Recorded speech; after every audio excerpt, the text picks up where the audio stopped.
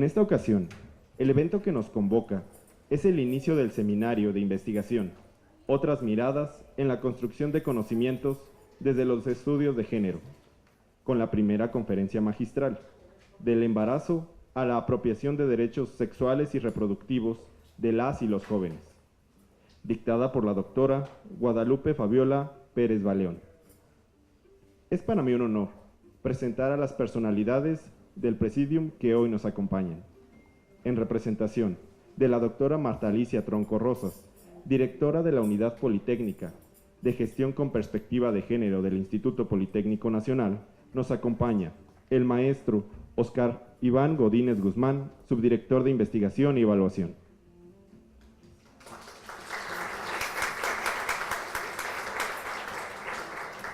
Nuestra invitada, la doctora Guadalupe Fabiola Pérez Baleón.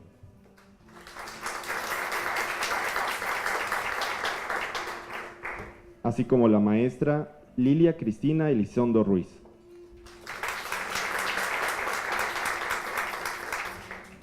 Sin más preámbulo, cedo la palabra al maestro Óscar Iván Godínez Guzmán, quien dirigirá algunas palabras.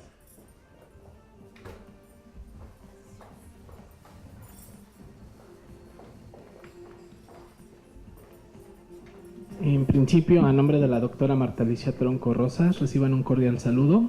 Por compromisos institucionales tuvo que ausentarse. Me permite decir lo siguiente. Buen día a todas las personas que nos acompañan el día de hoy a este espacio. Para la Unidad Politécnica de Gestión con Perspectiva de Género, es un enorme placer darle la bienvenida a la primera sesión del Seminario de Investigación Otras Miradas para la Construcción de Conocimientos desde los Estudios de Género. Indudablemente, la investigación se constituye en una de las funciones sustantivas de nuestro instituto.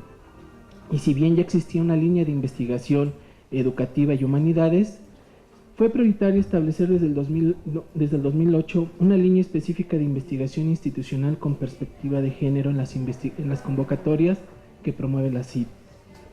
En consecuencia, la unidad de género ha tenido un firme compromiso en el desarrollo de conocimientos desde este enfoque, lo cual le ha permitido orientarnos a la consecución de un horizonte más civilizatorio, más digno, más justo y por ende más igualitario entre mujeres y hombres. Investigar desde la perspectiva de género no es tarea sencilla, nos confronta y nos lleva a transitar por caminos con temáticas y enfoques diversos. No obstante, todos los senderos confluyen en el ideal de contribuir a la construcción de una sociedad libre de desigualdades. Su apuesta, tanto política como teórica, tal como lo diría Patricia Castañeda, se resume en una frase: investiguemos para conocer y conocemos para transformar. Así, con ese anhelo de transformar, durante lo que queda de este 2018, de mayo a diciembre, 7 especialistas de distintas universidades del país se reunirán en las instalaciones del Instituto Politécnico Nacional para compartir sus experiencias, sus hallazgos, sus saberes, sus propuestas, sus retos, desafíos y aprendizajes que se derivan del desarrollo de la investigación con perspectiva de género. Serán sesiones mensuales, a través de conferencias magistrales. Presentarán resultados de investigaciones con propuestas metodológicas frescas y temáticas innovadoras, reflejo de las problemáticas sociales y educativas necesarias que se deben abordar y establecer en la agenda politécnica también. Desde el embarazo adolescente y la diversidad sexual hasta la experiencia de las mujeres indígenas o la discapacidad serán temas que estarán presentes durante este seminario.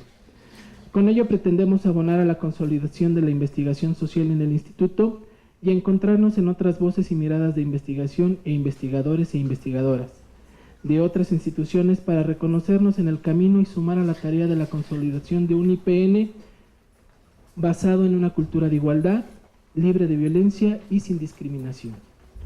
Sin más preámbulo, muchas gracias.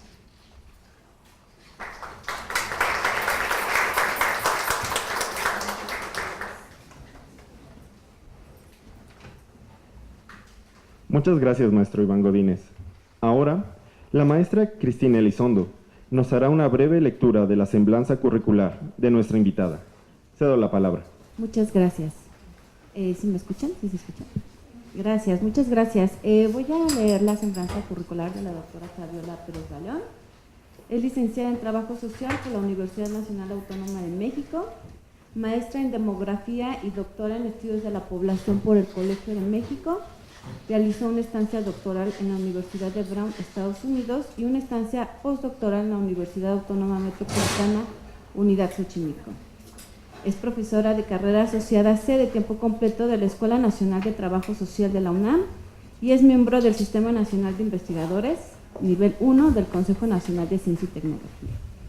Es líder de un equipo de 4 profesionistas quienes realizan un proyecto de investigación de tipo cualitativo y cuantitativo respaldado por la Fundación Gonzalo Río Arronte, denominado Encuesta Nacional de los Factores Determinantes del Embarazo Adolescente hacia la comprensión de los elementos sociales, familiares y personales asociados al embarazo adolescente y la elaboración de propuestas de intervención.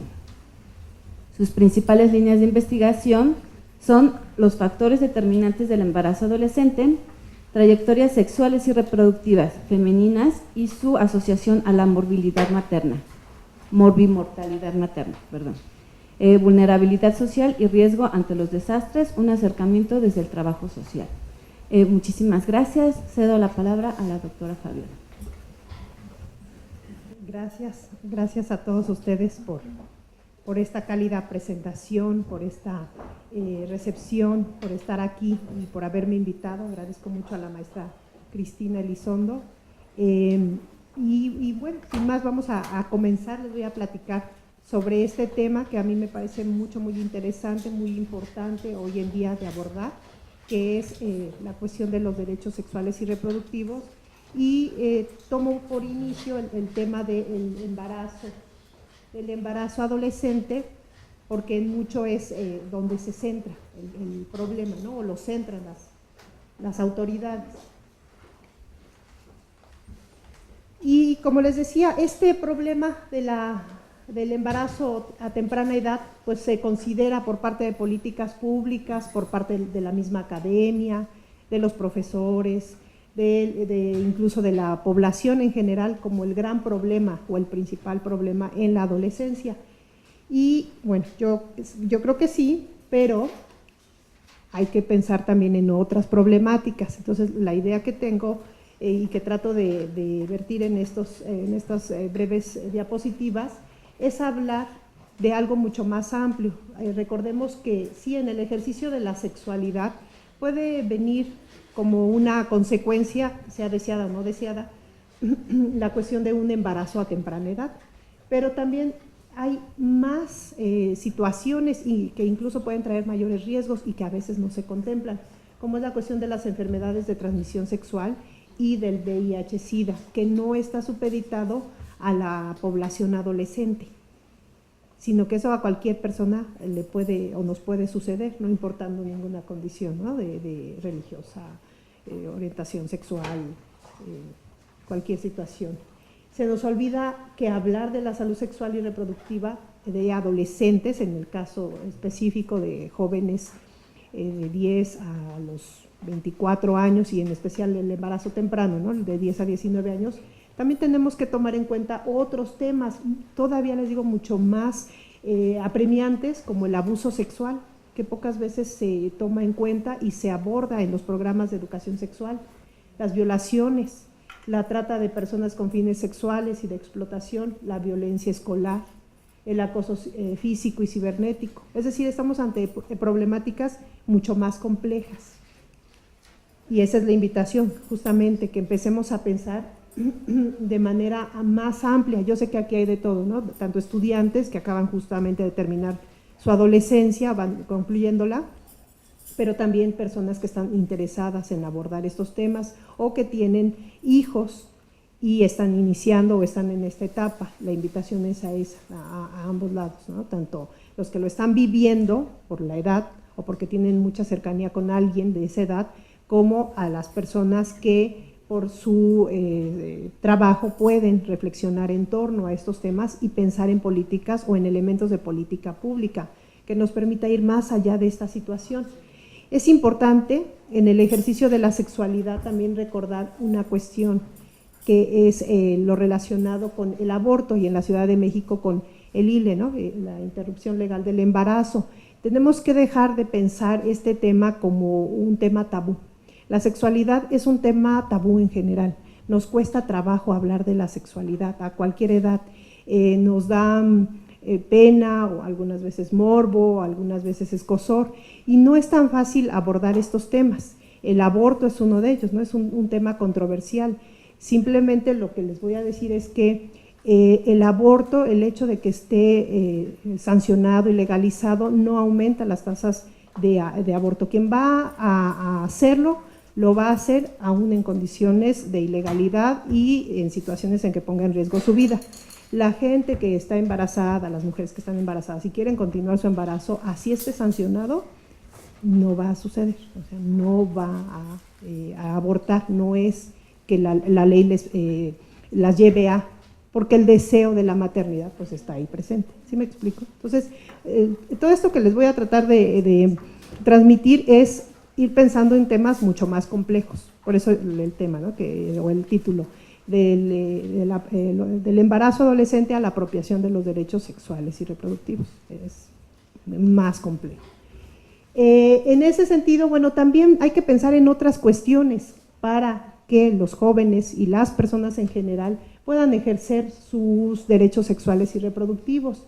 Eso implica tener también, empezar a aprender a vivir con relaciones afectivas libres de violencia, que a veces no es tan fácil identificar en qué momento estamos viviendo relaciones violentas, de violencia emocional, económica, física, verbal, tanto en las relaciones afectivas de pareja, de noviazgo, ya en los matrimonios también. Eso es muy importante, empezar a identificarlo, y de ambos lados, tanto en hombres como en mujeres.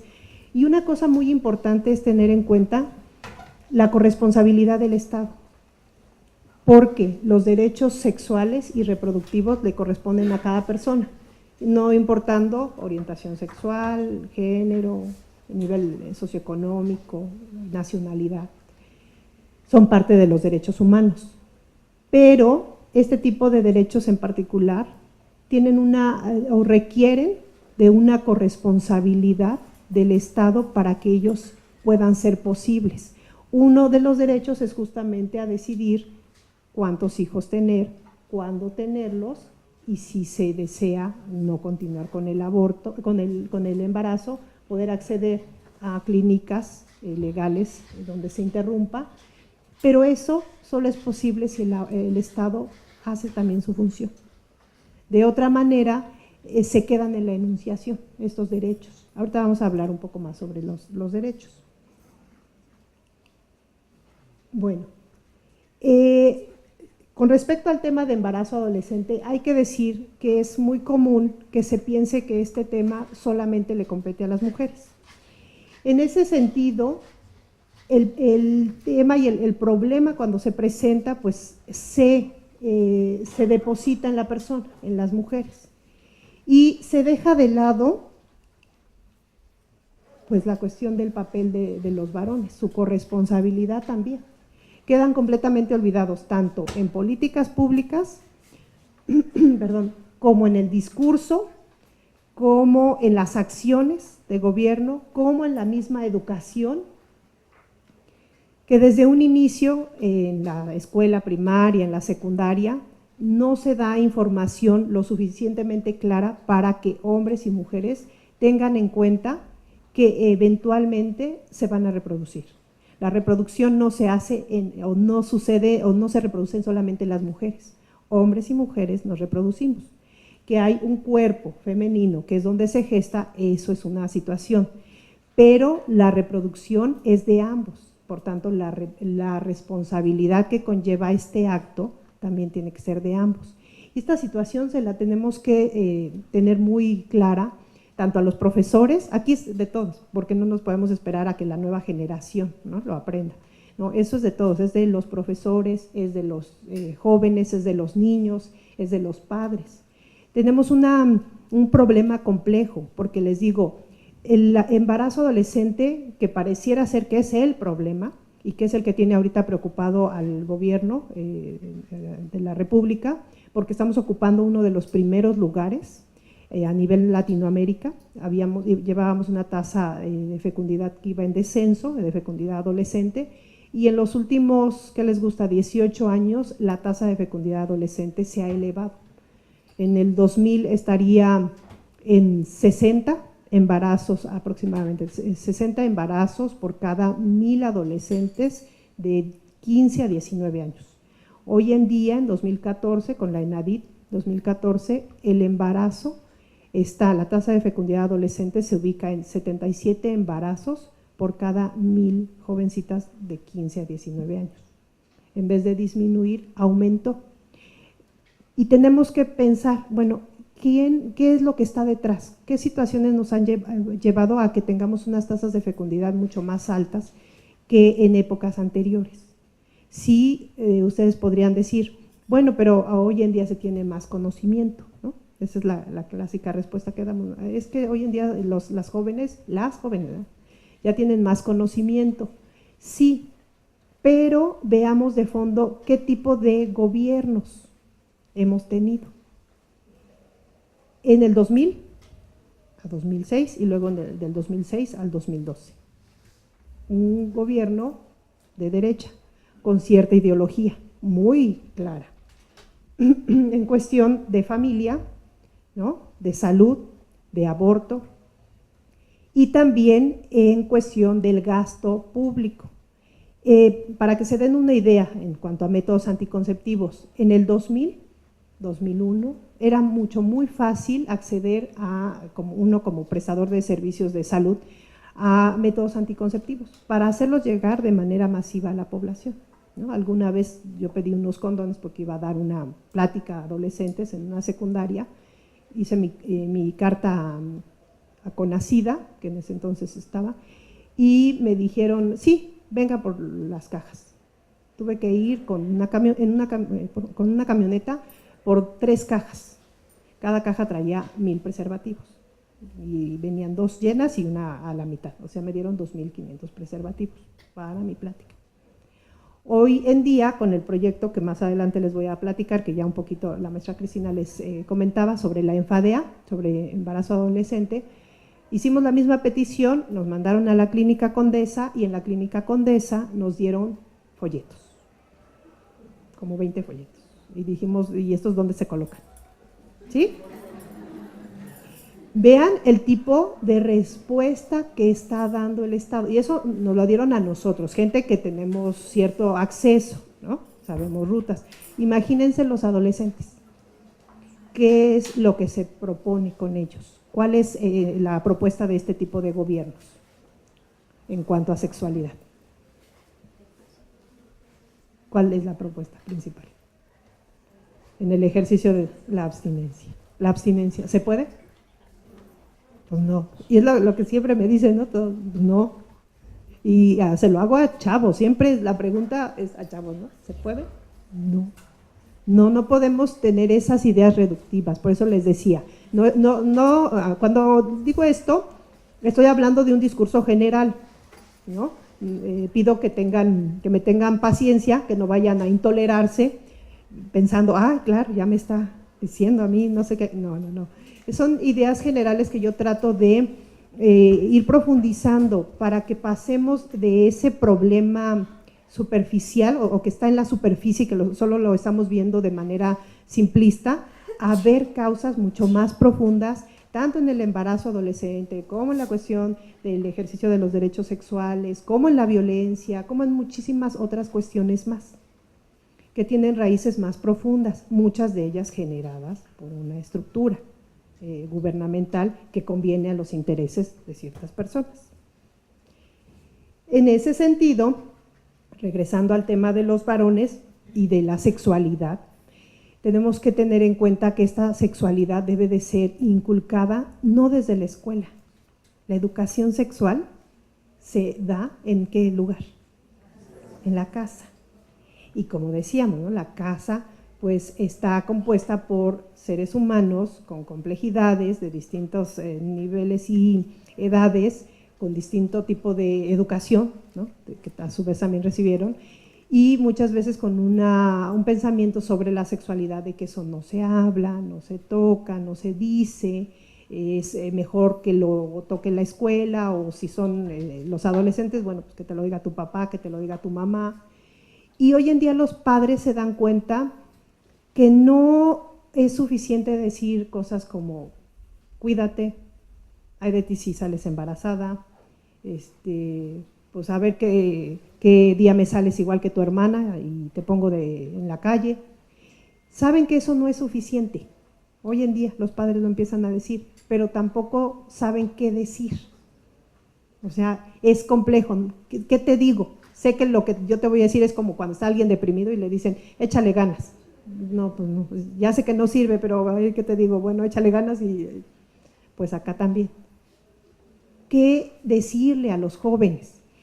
Hay mucho miedo, yo siempre pongo las experiencias como trabajadora social que ejercí, luego me fui a la maestría y el doctorado y luego ya regreso a la academia.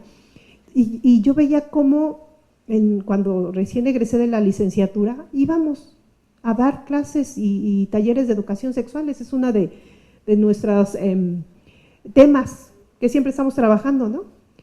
Y muy abierta la orientadora, era muy rígida, pero muy abierta. O sea, rígida de que los regañaba, pero abierta de que permitía que hubiera estos cursos.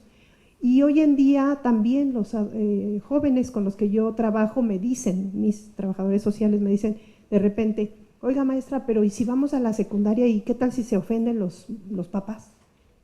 ¿Qué tal si no quieren que les demos clase a sus hijos por estos temas? A ver, ¿cómo? ¿De qué me hablas? O sea, ¿estoy en el pasado o qué? O sea, como que fue un retroceso, ¿sí me explicó?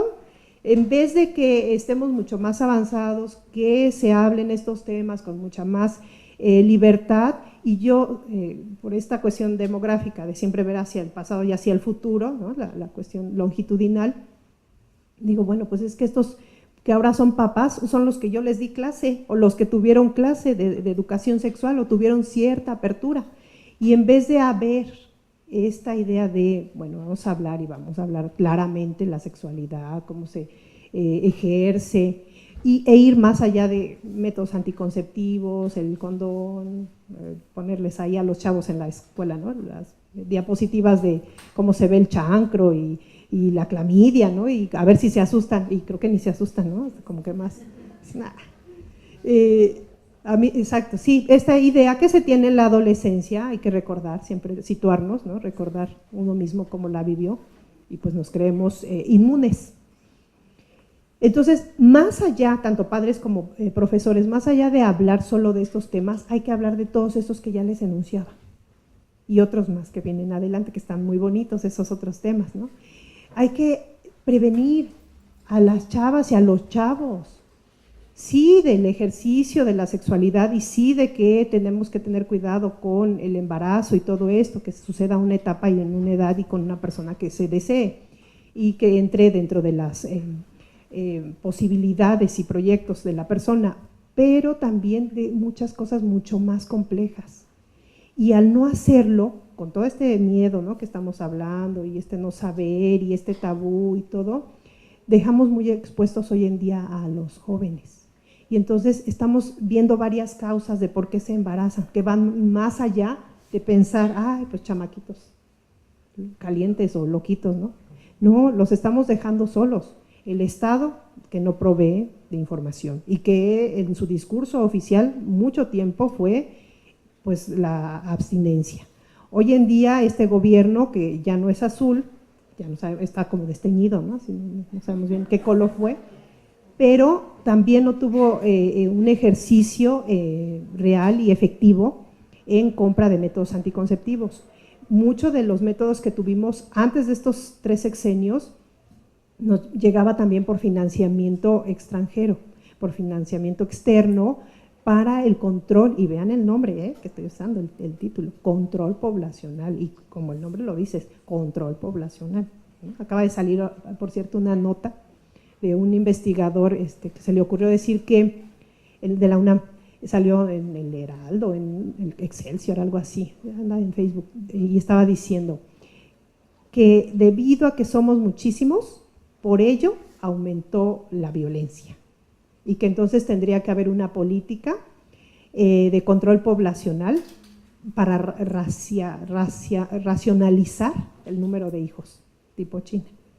Bueno, los demógrafos sirvieron, porque dijeron, y con justa razón, creo que esta persona no sabe, ¿no? No sabe muchas cosas, no sabe que ha habido una política, varias políticas de población, una en los años 70, donde justamente se hace toda una cuestión muy fuerte del Estado, junto con la Secretaría de Salud sobre todo, para limitar el número de hijos. Entonces pasamos de los años 70 a tener, las mujeres tenían 6.7 hijos por mujer, por mujer, lo que se llama tasa global de fecundidad, a hoy en día está en 2.2 hijos por mujer.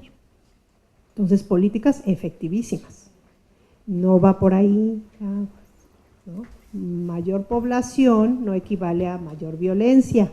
Volvemos a lo mismo, la violencia es un problema estructural generado muchas veces desde el Estado y solapado en otras ocasiones. ¿Vamos bien? Para que les digo, no nos dejemos llevar por todo este tipo de discursos que nos van desviando del tema. Bueno, entonces, hablando nuevamente del embarazo adolescente, se ha dicho, y yo ahí le llamo mitos, y me lo pregunto, porque tal vez sí, tal vez no, justo vamos a ver algunas cosas de esto, que cuando se presenta este embarazo a temprana edad, se abandonan los estudios, que las chavitas abandonan los estudios. Y eso hasta lo vimos en un comercial, ¿no? Bueno, en dos, uno del Partido Verde Ecologista, y justo ese es su eslogan, simplista. Y el otro, el de Conapo, ¿no? Susana, que era una joven que mostraba mucha, no sé qué, también clase mediero, o sea, pensamos en qué tipo de niñas están pensando, ¿no? Clase medieras que estaban en la secundaria, pero todas las niñas indígenas, todas las niñas que viven en ciudades o en pueblos más bien, en comunidades rurales, todas las chicas, y ya entonces tengo que adelantar, que ya han abandonado los estudios, que la escuela no ha sido una opción. Entonces ese comercial de Susana, que era muy inteligente, pero no tan inteligente porque se dejó embarazar, pues ya no es inteligente, ¿no? ¿Qué otro mito que yo vengo a cuestionar? Algunos son ciertos, algunos no, pero volvemos, hay que ver los datos.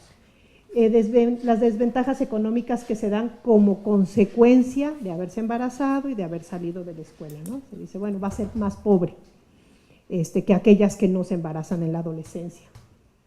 También se dice, sus probabilidades de trabajar serán nulas o se reducirán a empleos de baja calificación y remuneración. Y también eso le impedirá superar esa condición inicial de pobreza con la que está iniciando una vez el hijo está o nace, ¿no? ¿Por qué? Porque está sucediendo a una edad en que no se esperaría. Entonces, hay que ver un marco teórico que nos explica mucho estas cuestiones, que se llama el marco del curso de vida, y dentro de este marco teórico de curso de vida se habla de las transiciones a la vida adulta. Y hace rato yo les decía, tenemos aquí jóvenes que ya dejaron atrás su adolescencia, y dije, bueno, sí, yo entré y pregunté, ay, sí será.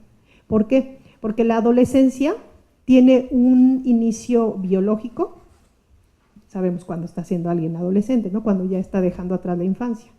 Pues el ensanchamiento de caderas, el crecimiento del busto, todas estas cuestiones, ¿no? El cambio de voz, de espalda, todo eso, si es hombre, si es mujer.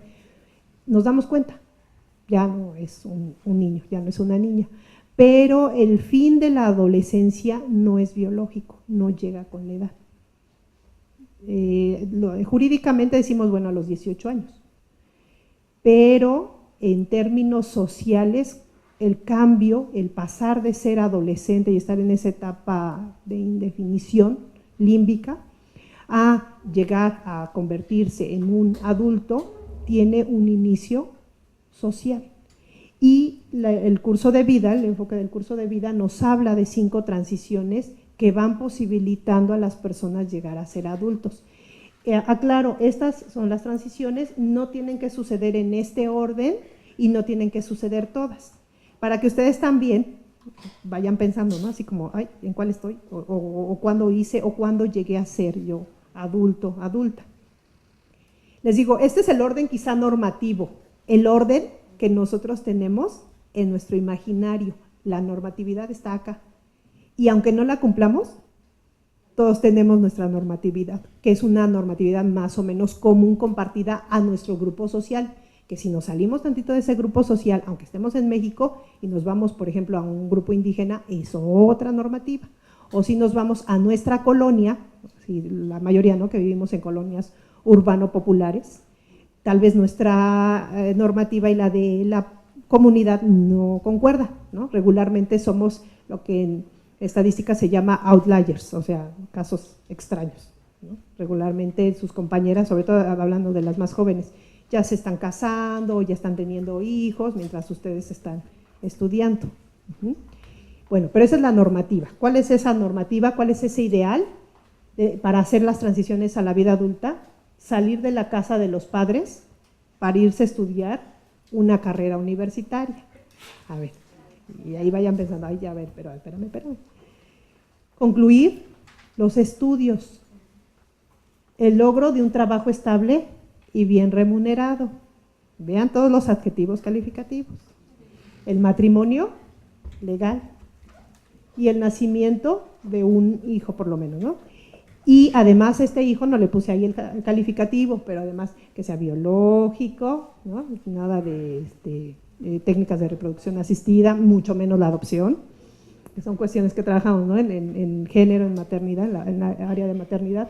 Y de preferencia también ha sido por parto natural, ¿no? La cuestión de las cesáreas, tampoco no muy bien aceptadas, y aunque hoy en día ya es generalizado, ¿no?, eso de las cesáreas. ¿Y qué otra más? Y que de preferencia sea varón. ¿Sí? ¿Vieron toda la normativa que está asociada? Bueno, pero hay un orden ahí, ¿eh? ¿Ese orden es el orden de nosotros o ese orden donde se ve? ¿En qué lugar se ve? ¿O se aspira más? ¿En qué país? ¿Verdad que sí? Lo hemos visto en las pelis. Eso sucede en Estados Unidos, porque en México pues es una realidad completamente distinta. Volvamos a Estados Unidos. Esto es lo que se esperaría ahí, y lo vemos en las películas como un reflejo de la realidad, ¿eh? No lo estoy diciendo porque como lo vemos en las pelis, así es, pero sí es reflejo mucho de la realidad. Los padres aspiran a que cuando se van a la universidad, ahí ya, y de veras, que ya nunca regrese, ¿no? Familias que le llaman familias con lazos débiles, no porque no amen a sus hijos, son cosas distintas. Una es amar al hijo y otra es tenerlo aquí pegado, ¿no?, al crío. El crío tiene 40 años y no se quiere despegar. Por favor. Bueno, entonces por eso es salida de la casa de los padres para ir a estudiar una carrera universitaria, y a partir de ahí el hijo se va a la universidad. Regularmente son universidades privadas. Los 2 primeros años tienen que vivir en esas residencias. Obviamente de ahí la universidad saca más dinero, ¿no?, porque es el pago de inscripción y la vivienda. Ya después, a partir del segundo tercer año, ya se pueden ir a vivir. Regularmente rentan casas con compañeros y viven aparte fuera del campus universitario. Se espera también que concluyan sus estudios, no abandono. Y la conclusión, estamos hablando de conclusión de estudios superiores, ¿no?, universitarios superiores. El logro de un trabajo estable, bien remunerado, acorde con lo que estudiaron. El matrimonio legal, regularmente, aunque hoy ya se habla un poquito más de eso en Estados Unidos y en Europa, pero regularmente el matrimonio era o es que pasa por un registro civil. Dejen ustedes de las religiones, por el registro civil. Acá no, acá tenemos otros tipos, ¿no? Otro tipo de unión, que es la unión consensual. Y el nacimiento, bueno, de uno o varios hijos, y ya después vienen otras transiciones, como el divorcio. Una de cada 2 parejas en Estados Unidos se divorcia. Acá en México somos menos divorciados y separados y dejados. ¿Qué tenemos en México? Pues una heterogeneidad dada por la desigualdad que tenemos Primero por género, sí tenemos que hablarlo. Yo sé que de repente cuesta mucho trabajo decir, no, es que las mujeres y se quejan, pero hoy están en mejores condiciones que nosotros y no es cierto, de veras que sí hay una desigualdad de género, los datos duros lo muestran. Más allá de otras cuestiones, de la percepción, que es muy importante, la vivencia y demás, los datos también nos lo demuestran, un menor ingreso, menores oportunidades educativas, un menor nivel educativo de las mujeres, en los trabajos a igual trabajo y a igual escolaridad, menor salario, una serie de cuestiones, ¿no? Para mencionar solo esas dos. También hay desigualdades por clase social, eso es inevitable y eso no se discute, vamos, esa es una situación real. Por raza, nos cuesta mucho trabajo, ¿no? Hablar otra vez, así como de la sexualidad, hablar de la palabra raza, y siempre decimos, bueno, es que en México no hay razas, todos somos mexicanos. Bueno, sí, eso es cierto, pero sí hay un profundo racismo, ¿no? Entonces hay que mencionar este racismo hacia los más morenos, hacia los indígenas, hacia la población afro que tenemos en Oaxaca y en Guerrero, y hacia ciertos extranjeros, unos extranjeros no, pero otros sí, también, ¿no? Selectiva el racismo. Por edad, por estado de la República, vivir en la Ciudad de México nos da grandes ventajas por sobre otras personas, ¿no? Que viven en los estados, por lugar de residencia, rural, urbano, por condición migrante. Entonces, esto lo tenemos que tener muy presente en el tránsito a la adultez, porque cuando hablamos del embarazo adolescente, pues ¿qué creen? No podemos hablar de un solo tipo de embarazo, así como no podemos hablar de un solo tipo de México. Sabemos que hay una diversidad por todas estas condiciones, ¿no? Que el sur versus el norte versus el centro. También tenemos que pensar que no hay nada que pueda ser llamado únicamente o de una sola forma, lo que es embarazo adolescente. Hay distintas formas y características de los embarazos. Hay mujeres, hay jovencitos, y parejas, hombres y mujeres, que deciden tener un embarazo muy temprano y planeado y en una condición de pareja. Hay otros que son unos embarazos completamente inesperados, no deseados. Entonces hay que abrirnos, ¿no? A pensar muchas más formas. Lo mismo, no podemos pensar en la mujer o en el hombre, ¿no? Todos los hombres son iguales. Pues quién sabe, hay unos que son peores. No es cierto. No, lo que digo es, no podemos generalizar, tener acá el tipo ideal, ¿no? El hombre, la mujer, los embarazos adolescentes, México, es una gran diversidad y eso nos lleva justamente a pensar los problemas de una forma compleja para justamente tener soluciones creativas a situaciones y problemas complejos. Bueno, ¿qué pasa en México con esas transiciones? La primera, ¿no? Decíamos, la salida de la casa, del hogar paterno. Pues, mire, primero es muy difícil irse a vivir a una casa distinta de los padres. El costo de la vivienda y todo lo asociado a ello es carísimo. Yo creo que algunos de los que están aquí, y sobre todo que vienen de municipios lejanos, ¿no? Completamente al oriente del Estado de México, de la Ciudad de México, lo sabrán. Cómo es complicado, no solamente la renta, sino también el gas, la luz, el teléfono, el agua, el internet, el bici, todo eso, ¿no? Y el costo que implica. Y por otro lado, pues tenemos aquí sí familias con lazos fuertes, lo que provoca, bueno, que no se vayan, ¿no? Sino al contrario, que se queden aquí, y muchas veces asociado a esto, o sea, es una mezcla de ambos, lo cultural y lo económico. Más bien se prefiere de, bueno, pues construye aquí, porque de aquí a que compras, que puedas tú comprar un departamento, demás, si ya te casaste, pues mejor hazte un cuartito aquí y aquí vives. O en la gente con menos recursos, pues ni siquiera es hacer el cuartito, sino es más bien sacar al hermanito y pues mete a la esposa y al bebé, es decir, ahí tenemos, ¿no? Varios hogares viviendo dentro de una misma vivienda. Bueno, eso en la cuestión económica.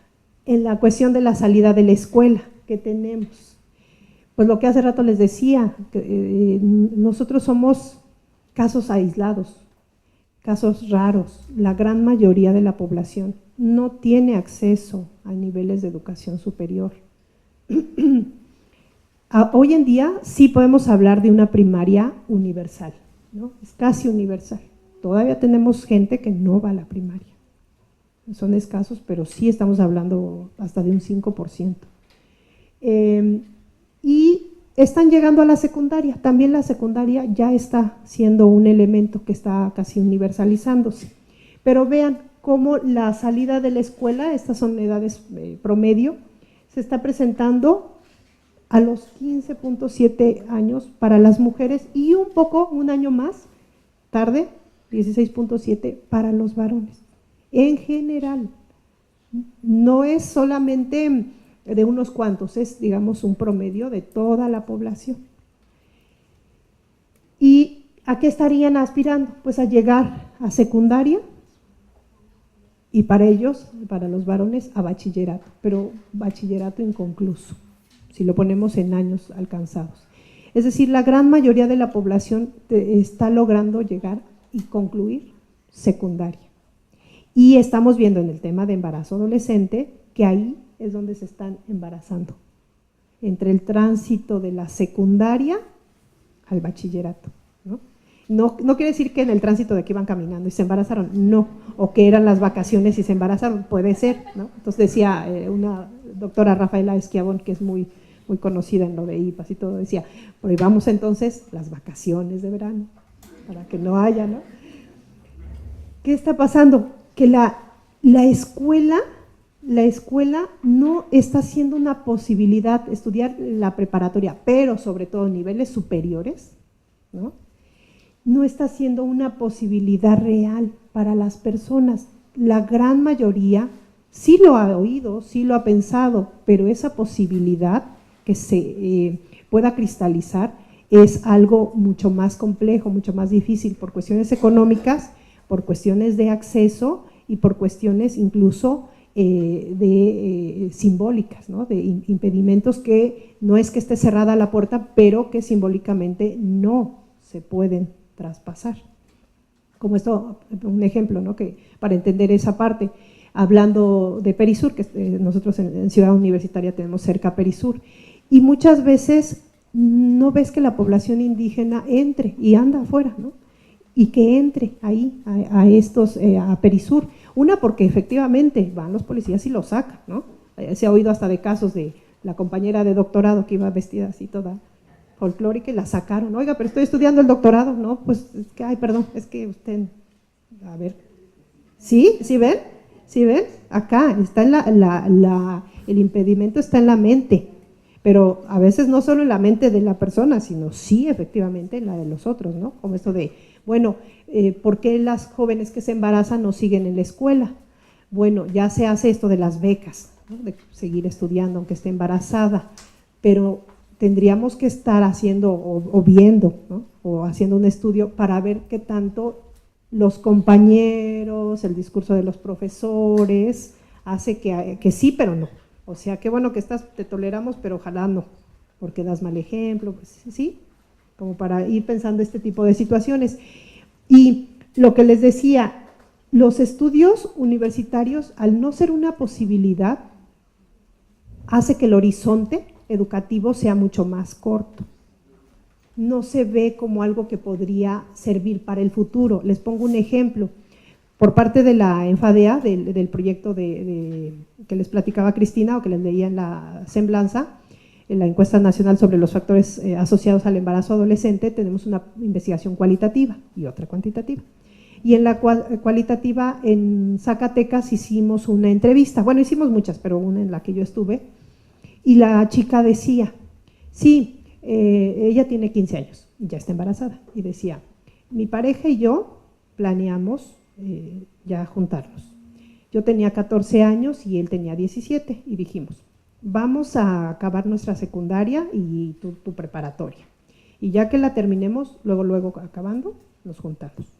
Y sí, acaban su secundaria y él su prepa y se juntaron. Y ya que estaban viviendo juntos, vieron que no se embarazaba.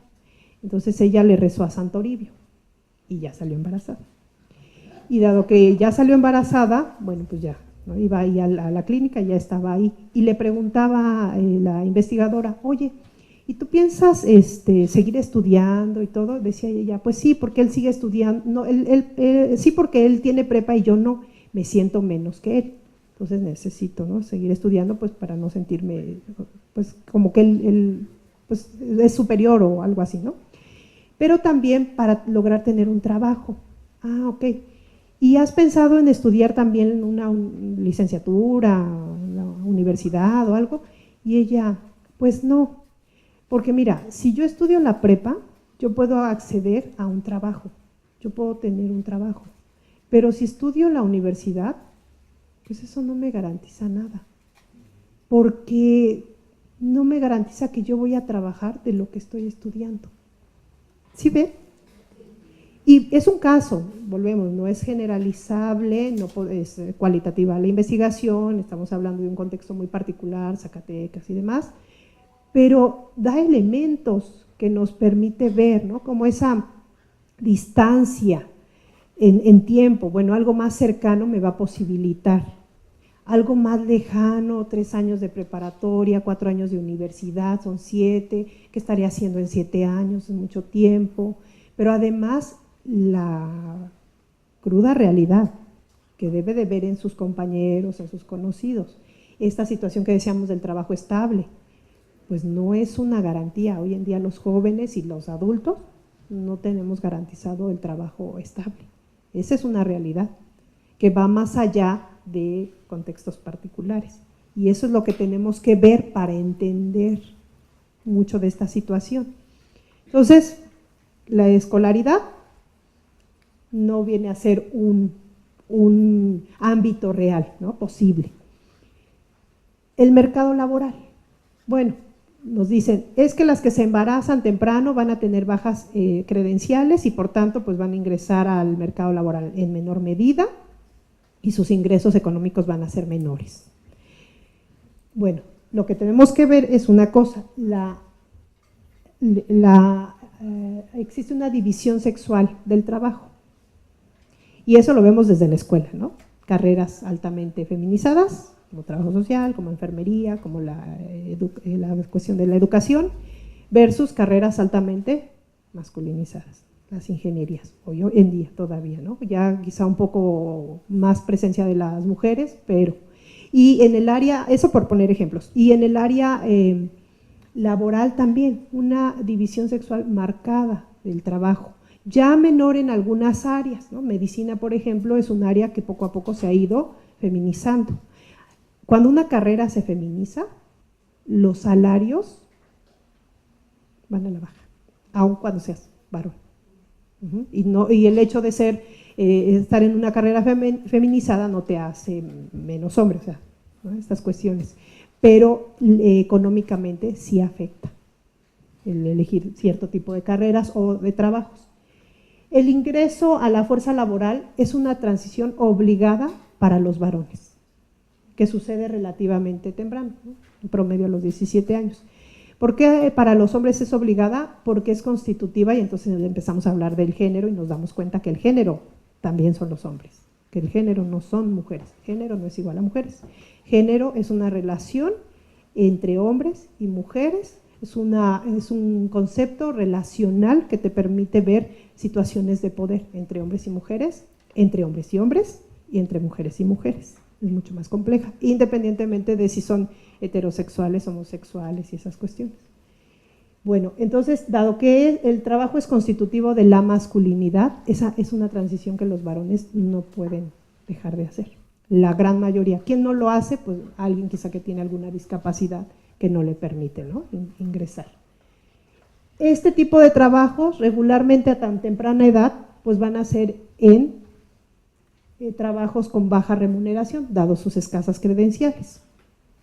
Pero entre las mujeres esta transición no es algo normativo. Hoy en día más personas ingresan al mercado laboral, pero no es normativo, es decir, no es constitutivo de la feminidad, no es Para ser mujer debo de laborar. Para ser mujer, ¿qué debo de hacer? Pero ¿y si no te casas? ¿No? A los 30 años. No voy a decir que a mí me dijeran eso, ¿verdad? A los 30 años, pero si no estaba yo casada, ¿qué es lo que dicen? Aunque sea, ten un hijo. ¿Sí? O sea, a los 15 años te dicen, ay de ti si sales con un hijo o si sales embarazada.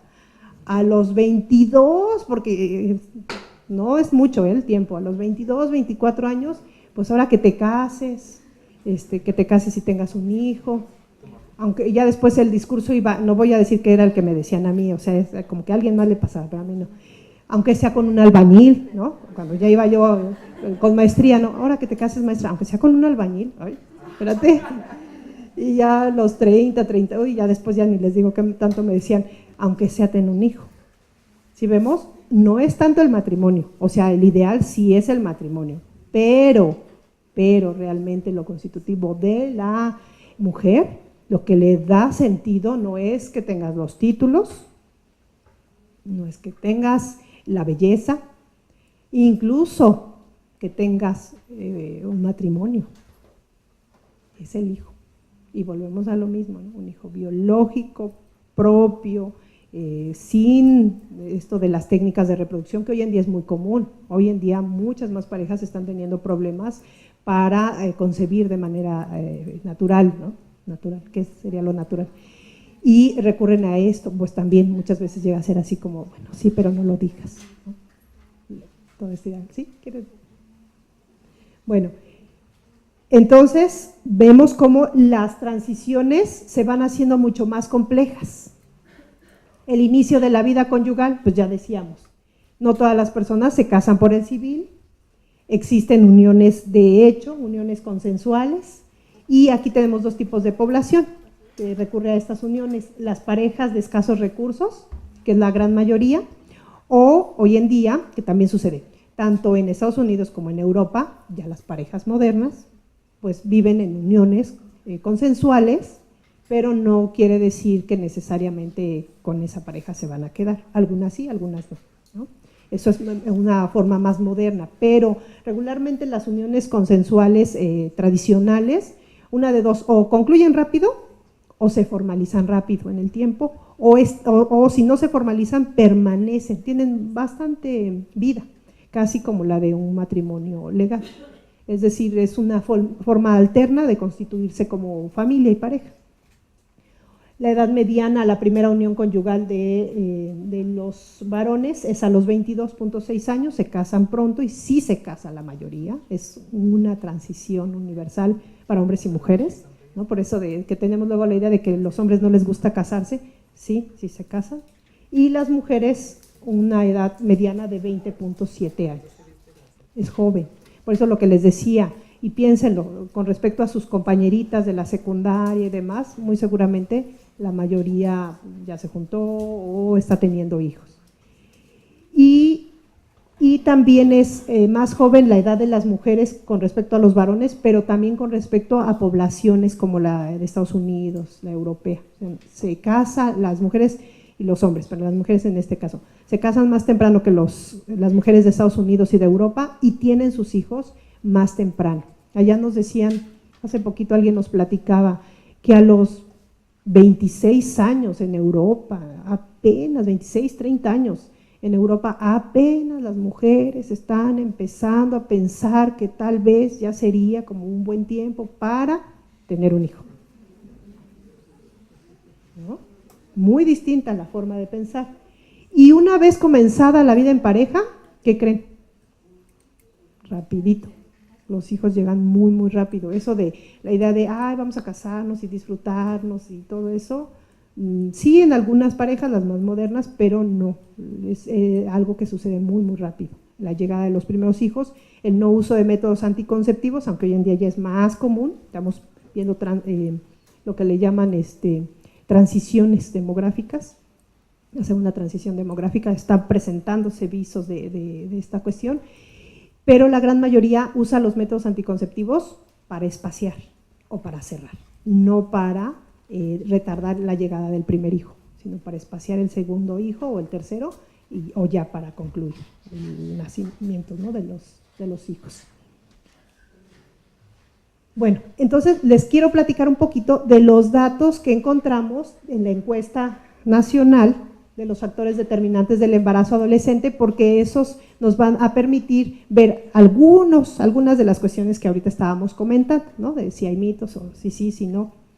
Esta encuesta, les platico, la hicimos en la Escuela Nacional de Trabajo Social de la UNAM. Es una encuesta que nos financió la Fundación Gonzalo Río Arronte, que es una IAP, y tuvimos la fortuna de que nos dieran el financiamiento desde todo 2017 y 2018, y ya tenemos esta encuesta. La encuesta tiene representatividad a nivel nacional, por eso se llama Encuesta Nacional de los Factores Determinantes del Embarazo Adolescente. Próximamente ya va a estar pública, es decir, que la van a poder ocupar cualquier investigador o cualquier estudiante o cualquier tomador de decisiones. Es una encuesta que hicimos en el marco de este proyecto y de un foro, donde convocamos investigadores de todas las universidades, el Colegio de México, el Colegio de la Frontera Norte, UAM Iztapalapa, UAM Xochimilco, nos faltó el Politécnico, pero sí, porque estoy pensando del Poli, no, pero sí de la UNAM. Y lo que hicimos entre todos fue elaborar un cuestionario para levantar esta encuesta, y se hacen preguntas tanto a mujeres que tuvieron un embarazo en la adolescencia como mujeres que no lo tuvieron. Todas ellas tenían que tener entre 20 y 24 años y estar en el hogar que aleatoriamente se eligió, fue un muestreo aleatorio, o sea, no iban pasando y les preguntaban, pues no, sino fue en su hogar, y si en ese hogar había una mujer de 20 a 24 años, era una mujer elegible, se le solicitaba su consentimiento para levantar la encuesta, y se tuvo al final 3.380 mujeres, de las cuales, a ver si tengo más adelante, de las cuales no se alcanza a ver muy bien, pero el 38% de mujeres de 20 a 24 años encuestadas tuvo un embarazo antes de los 20 años. Y dado que es representativa a nivel nacional, que se cuidaron todos estos elementos del muestreo, sí podemos asegurar, sí lo podemos hacer generalizable al país. Podemos decir, de cada 100 adolescentes, o de cada 100 mujeres, en este caso, de 20 a 24 años, 38 tuvo un embarazo antes de los 20 años. Y les preguntamos cuestiones para comparar, ¿no?, tanto a las que habían tenido el embarazo como a las que no, para hacerlo comparable en el tiempo. Por ejemplo, ¿qué te dijo tu papá cuando se enteró del embarazo? En el caso de las que tuvieron embarazo. Y a las que no tuvieron embarazo se les preguntó algo así como, si tú te hubieses embarazado en la adolescencia, ¿qué crees que te hubiese dicho tu papá o tu mamá? ¿Sí? Y así, tanto preguntas de ¿qué crees?, como preguntas más, digamos, concretas. O otra, ¿cuántos hijos te gustaría tener? Dado que no has tenido hijos, ¿cuántos hijos te gustaría tener? Entonces vamos viendo cuestiones educativas, de salud, reproductivas, de métodos anticonceptivos, de pareja, de familia, de acceso a recursos sociales, educativos, ¿no? Y vamos viendo la comparación. Vean, ¿qué tenemos aquí? Estas de aquí, las que son más altitas, es que, sí, no sé por qué me falló que los colores no se notan muy bien, pero digamos, esta de aquí son las jóvenes, sí, gracias, son las jóvenes que sí tuvieron un embarazo en la adolescencia, y estas de acá, las de la primera línea, son las que no tuvieron el embarazo temprano. Vean cómo las que tuvieron embarazo en la adolescencia están situadas en su escolaridad en primaria, secundaria inconclusa o secundaria conclusa. En tanto que estas, que son las que no tuvieron el embarazo temprano, lograron en mayor medida llegar a la educación media superior. Eso así como un ejemplo, ¿no? Otro, lo mismo. Estas son las de sin embarazo y estas son las de con embarazo, me parece. Bueno, cuando se les pregunta razones de abandono escolar según experiencia de embarazo en la adolescencia, los 3 elementos o las 3 razones por las que dejaron la escuela, las que lo abandonaron, fue en primer lugar porque no pudo pagar los gastos escolares, segunda porque no quiso estudiar y ya tercera por embarazo, porque se acuerdan que hace rato decíamos, bueno, es que dicen que si se embarazan van a dejar la escuela. No, lo que estamos viendo con esto y con otros datos es que la gran mayoría, 3 de cada 4 que se embarazan, primero dejan la escuela y luego se embarazan. O sea, sí, hay un grupo en donde sí, efectivamente, estaba estudiando y se embarazó. Ese es un grupo, pero estamos hablando de una cuarta parte, aprox. Los otros, el otro 75%, ya la escuela no había sido un elemento que los mantuviera en la escuela, que les permitiera seguir estudiando.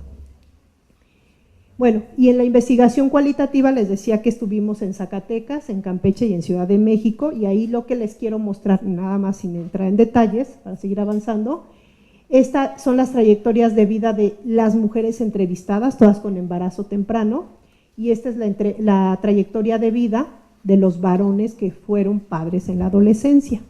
Y lo único que les quiero mostrar, estas son las transiciones a la vida adulta que hace rato les platicaba, ¿no? La menarca, salida de la escuela, primer trabajo de las mujeres, inicio de la vida sexual, primera unión conyugal, primer embarazo. Vean cómo todo esto sucedió entre los 13, 14, 15, 16 años, muy temprano. En los varones, trabajo, lo que les decía, ¿no? Trabajo como primera transición, inicio de la vida sexual, salida de la escuela y ya mucho más tardío la unión y el primer embarazo. Pero estamos hablando de vidas que se viven muy rápido en la adolescencia, están siendo adultos muy jóvenes, mientras que otros todavía estamos así como que, ay, ¿ya sería adulto? Los derechos sexuales y reproductivos. Estos derechos, para entonces empezar a pensar, bueno, ok, esa es la realidad, ese es el panorama, ¿qué hacemos? O qué tendríamos que empezar a pensar. Los derechos sexuales y reproductivos se empezaron a hablar en las conferencias internacionales de población y de derechos humanos. La gran conferencia, la que viene a retomarlos, antes estuvo la de Teherán, la de Bucarest, la de México, pero la que los retoma y quedan plasmados como tal, es la Conferencia Internacional sobre Población y Desarrollo del Cairo en el 94, donde se habla, es un parteaguas, la academia y las feministas ahí sí toman la palabra y dicen, no, tenemos que hablar no de control poblacional, que era de lo que se hablaba en estas conferencias sobre población y desarrollo, y se tenía este discurso malthusiano que hace rato les platiqué, y dijeron, no, lo que importa, y eso es aguas, algo que tenemos que tener bien claro, ¿no? Cuando hace rato este investigador se le ocurrió decir eso de que había que limitar la población. Sí, hay que controlar y, bueno, tener una fecundidad que cada quien desee, no la que digan los demás, sino la que cada uno desee. Pero lo que sí tenemos que tener muy claro es la población es el recurso más importante de todo Estado. La población. Y eso que les acabo de decir lo vuelvo a decir porque se nos olvida y se le olvidó ya al gobierno. Y tiene repercusiones importantísimas. El recurso más importante del Estado es la población. Otros 2 elementos que constituyen al Estado son el gobierno y el territorio, ¿no? Pero todavía por encima de recursos energéticos, la luz, el agua, todo esto, la población. ¿Eso qué quiere decir? Que si tú no cuidas tu recurso más importante y lo dejas que lo asesinen, que lo descuarticen, que lo maten, ya te está diciendo que ese gobierno no tiene idea. Aunque no tuviéramos otro tipo de recursos, con una población altamente educada como Corea del Sur, que en años anteriores, en los 70, tenía una misma escolaridad promedio que nosotros, y cuando vienen los coreanos y nos muestran su crecimiento, Nos dicen además, ustedes no se deberían de comparar con Estados Unidos, se tendrían que comparar contra Corea, porque también somos familias con lazos fuertes, con una cultura, aunque no pareciera, más similar. Pues salimos peor, porque les digo, la escolaridad que tenemos con respecto a Estados Unidos, bueno, quedamos acá, pero con respecto a Corea, cuando partimos de situaciones similares hace en los años 70. Entonces, es importante hablar de los derechos sexuales y reproductivos, son parte de los derechos humanos,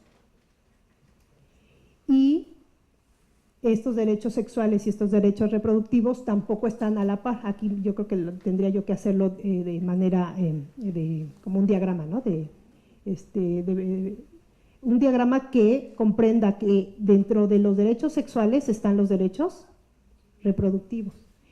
Es decir, puedo ejercer mi sexualidad, pero no necesariamente, y como consecuencia y como castigo divino por andar haciendo lo que hice, tengo que llevar, ¿no?, a cabo el embarazo o proseguir con el embarazo. Estos son algunos de los derechos que aluden los derechos sexuales y reproductivos: a la vida, a la privacidad, se nos olvida de repente, ¿no? Y van, bueno, pero me decían aquí, pero los niños tienen derechos sexuales y reproductivos. O sea, si yo como trabajadora social escucho que quiere o que está ejerciendo su sexualidad, pero ¿a poco tengo que guardarle su privacidad? No, yo tendría que irle a decir a su mamá. No, porque está todo esto del secreto, además, ¿no? Del secreto profesional. Y por un lado, y por el otro lado, el derecho a la privacidad, pero también el derecho a la información, al adelanto científico, a la información, a la libertad de pensamiento, a la educación. Entonces, volvemos a lo mismo, son muy complejos y nos ponen este tipo de retos como los que ahorita les planteé, que no tienen soluciones fáciles. No vamos a quedarnos ahorita en eso reflexionando, pero tampoco tiene una solución fácil. No corresponden únicamente a las mujeres, volvemos a lo mismo. Son parte de hablar de derechos sexuales, es hablar dentro de un marco de estudios de género, y no corresponden solo a las mujeres. Y no son lo mismo, ¿no? Lo que les decía, los derechos reproductivos y los derechos sexuales. Vamos a ver cuáles son los reproductivos. Decidir libremente y responsablemente, tener o no tener hijos. Tener o no tener hijos. Biología no es destino, no tenemos que tener hijos. Y cuando los vamos a tener hay que decidir en qué momento, se puede decidir en qué momento, con quién, cuántos, el número de hijos, el espaciamiento de los nacimientos. A eso se refiere sobre todo, no únicamente, los derechos reproductivos, y se ejercen en pareja y en individual, u otra complejidad que también nos da. En tanto que los derechos sexuales, pues se refiere a esa capacidad. Entonces, ¿se acuerdan que les dije íbamos a hablar de cosas más ricas? La capacidad, la libertad de decidir, de disfrutar, de sentir placer, de vivir la sexualidad acorde a los deseos, a los gustos, a las preferencias, a las orientaciones sexuales. Y recordar una parte importante: la sexualidad es parte inherente de nosotros. Somos seres sexuados, nacemos sexuados y morimos sexuados. Es decir, no le corresponde solamente a los adolescentes, solamente a los adultos. Los niños sienten placer, la gente adulta mayor siente placer, ¿no? Aquí entra mucho el de repente alguien que se enoja porque su mamá ya tiene novio, ¿no? Y la clásica pero mamá, ¿por qué volviste a tener novio? Pues si tiene 20 años mi papá de fallecido. Pues sí, por eso, porque él está muerto y yo viva. ¿Qué hay que hablar?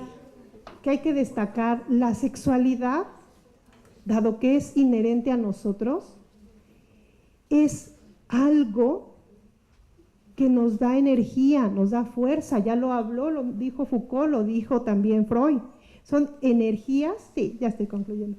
Es una energía, dice Foucault, tal vez no es la única, pero sí es una de las energías y de las fuerzas más importantes que mueve a la sociedad, al mundo. Entonces, más que culpabilizarla, que verla como algo negativo, como algo terrible, como algo de lo que no se habla, no, hay que hablarlo.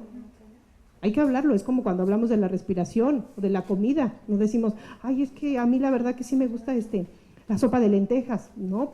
Qué rico, ¿no? Que a mí me gusta la sopa de lentejas y a la otra la de fideo. En la diversidad, ¿no? Está el gusto. Hay que hablar, y eso es súper importante, del enamoramiento, porque no lo hablamos y después ya no sabemos, ¿no? Cuando andamos acá enamorados o las hormonas, y a todos nos puede pasar, aguas. No les da solo a los adolescentes, nos podemos enamorar muchas veces. La sexualidad, el disfrute del propio cuerpo, el erotismo, el autoerotismo en hombres y en mujeres, las diversas prácticas sexuales que existen y poner el acento en el disfrute, en el gozo del cuerpo y no solo en los elementos negativos. Eso es muy importante, lo que les tenemos que hablar a los niños, a los adolescentes, a nosotros mismos, ¿no? Y es ahí cuando los educadores nos dicen, pues sí, pero antes de hablarle al otro, pensando que el otro está mal, ay, estos chamacos, ¿no? Ay, cada vez peores. A ver, ¿qué estoy pensando yo? Antes, mi sexualidad, que es los límites y las telarañas que puedo yo tener yo, Fabiola, en mi mente. Y algunas estrategias que podemos usar son páginas web interactivas. Ahorita el Instituto Nacional de Salud Pública anda sobre esto, páginas web, que en tiempo real los chavitos puedan preguntar así de, acabo de tener relaciones sexuales, pero como está la luna rosa, ¿verdad que no me puedo enamorar? No, enamorar sí, y embarazar sí también. Así es que usa preservativo o la pastilla de emergencia. Hay que usar foros, ferias de la salud, obras de teatro. Tienen un poder mágico las obras de teatro, porque en vez de estar, a ver, ustedes jovencitos, no sé qué, les pones la obra de teatro, todos nos reímos y reflexionamos y hacemos después debates. Fortalecer la educación sexual en todos los niveles, revisar los libros de educación que están en la primaria, en vez de quedarnos solamente pues, ¿no? en el discurso normativo y moralista que no nos ha llevado a nada. Pues les agradezco mucho su atención.